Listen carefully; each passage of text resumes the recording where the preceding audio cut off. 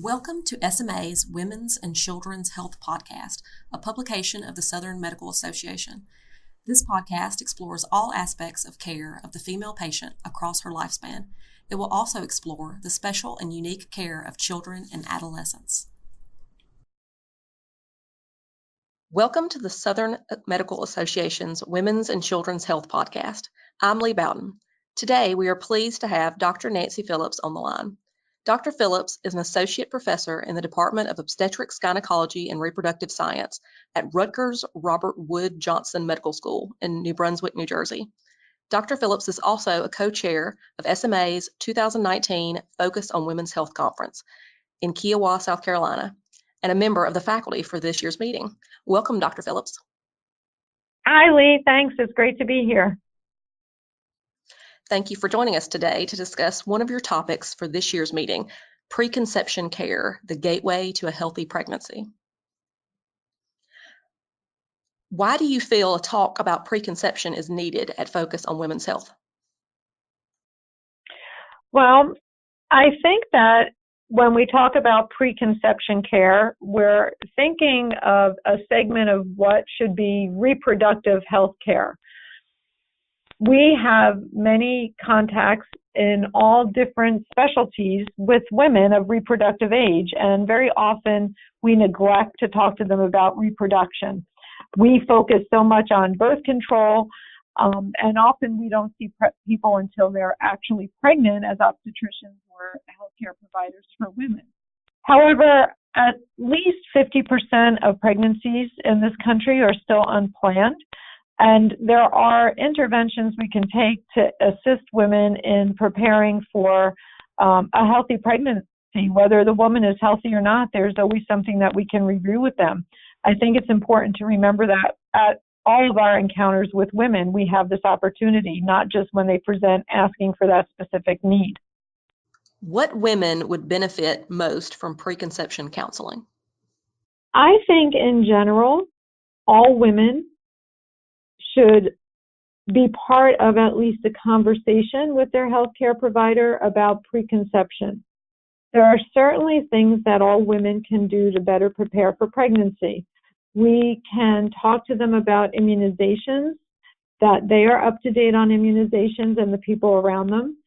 Certainly the addition of taking a multivitamin or even just folic acid for the 3 months prior to pregnancy and through the first 12 weeks of pregnancy, that will reduce the risk of neural tube defects by up to 72%, which is a tremendous benefit to a pregnancy.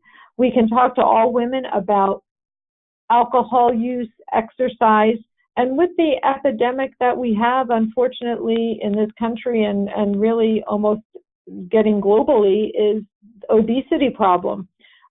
Not only the problems with pregnancy that can happen with obesity, such as gestational diabetes, gestational hypertension, large babies, which lead to difficult deliveries and potentially increase the risk of birth trauma. But we can also screen people who are overweight for some of these pre-existing conditions, such as hypertension and diabetes, and talk to them about weight loss. I recently had a woman come to me who said she went for bariatric surgery consult, and they told her, have your babies first and then come back to us for the pregnancy. And that's really the wrong idea. I'm glad she came to me because, no, have your bariatric surgery, lose your weight, lose your diabetes, lose your hypertension, then get pregnant. And that's more of the better way that we would prefer for it to happen. So for all women, there is a benefit. But women who will especially benefit from preconception counseling are those with pre-existing conditions, those who are on medication, some of which may not be compatible with pregnancy, where there are alternatives available that are both effective and safe in pregnancy. We miss a tremendous opportunity when we see patients only at their first OB appointment, where they're often 6 or 8 weeks pregnant. They're already well into that period of organogenesis, where if there's something that's causing fetal harm, there's not anything we can really do about it at that time. How does age factor in preconception counseling? Women are delaying their childbearing much more now than they have in the past. And there's a couple things about age. We all know, or those of us in healthcare know, and I think most people know, that as you get older, the main risk that increases is the genetic risk, which is the risk of having a baby with a chromosomal abnormality, most commonly Down syndrome. And of course, we do have effective screening methods for these while you're pregnant. However, the best way to reduce your risk is for earlier pregnancy. So you can't tell a person, okay, you should be pregnant right now, because obviously that doesn't make sense for people. But you can talk to people, for example, if they have just gotten married and they're 36 and they're still on birth control pills and they want to have a baby, it might be a good time to have a conversation like, maybe waiting another year or two isn't the best idea, or maybe having everything in your life perfect before you conceive isn't the right thing to do for you if you look at the risks and benefits. The other thing is that the possibility of egg freezing. There are more insurance programs getting on board with paying for egg freezing. So for women who do want to delay childbearing, you can talk to them about freezing their eggs at a younger age.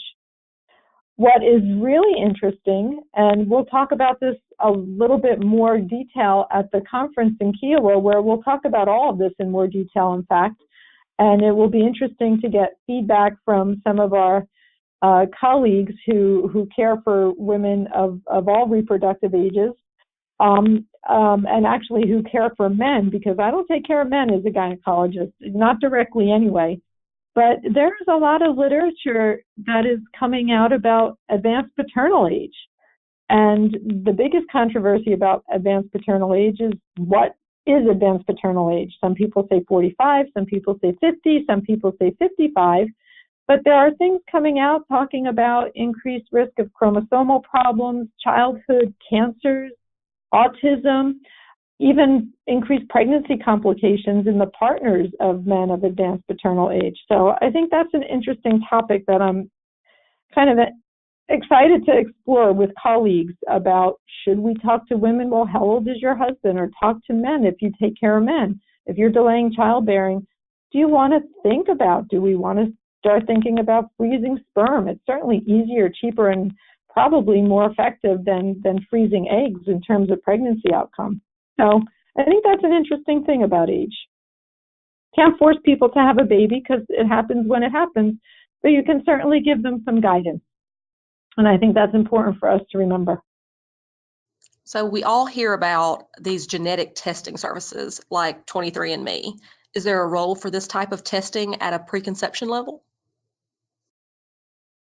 Genetics is moving ahead at such an incredible speed. It's remarkable and scary to me all at the same time. Certainly, there have always been populations that we have screened more heavily in terms of genetics, such as the Ashkenazi Jewish population, the African American, Black, or Spanish population for things like sickle cell, people of Mediterranean ancestry for thalassemias and other blood disorders. And now what we are finding is that it's not so specific, because there's such a mix of people who are together. The 23andMe is an interesting concept. And again, I love conversation about it, because I find it scary to send my DNA off in the mail, but so many people do it. But in terms of a controlled preconception setting, there are lots of autosomal recessive disorders that people can carry and have no idea that they carry it. They may not even have a history of it in their family, because some of the ones that are more rare, if the risk is very low of being another carrier, you have to have two carriers together, and you have to then have both of those genes together to fertilize.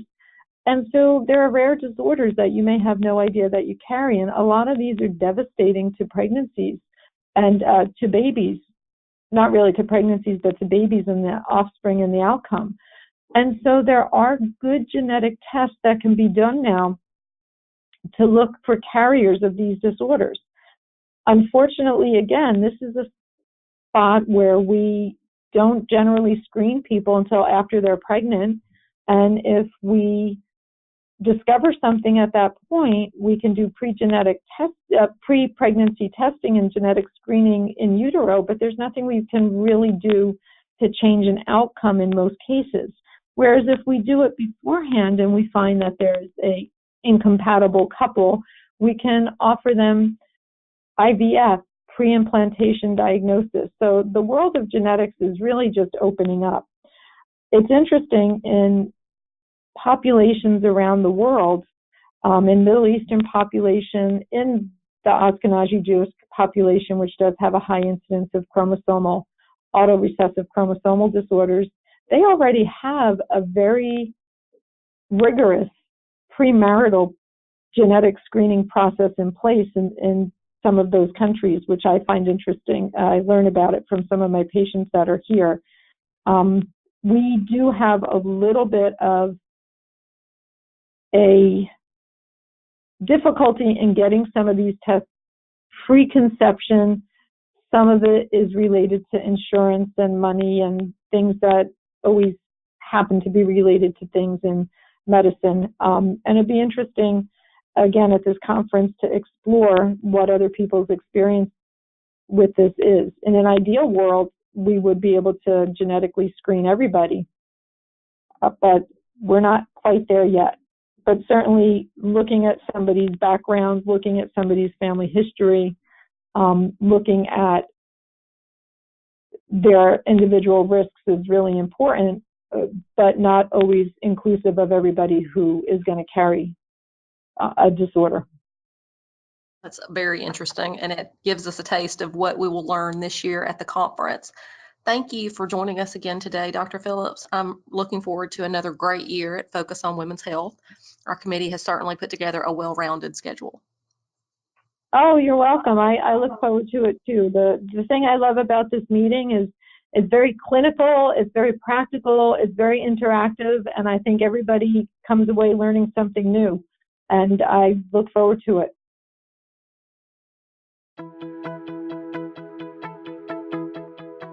If you're interested in learning more, please visit our website, sma.org/WH podcast. The meeting is held at Kiowa Golf Resort in beautiful Kiowa, South Carolina on July 15th through 18th.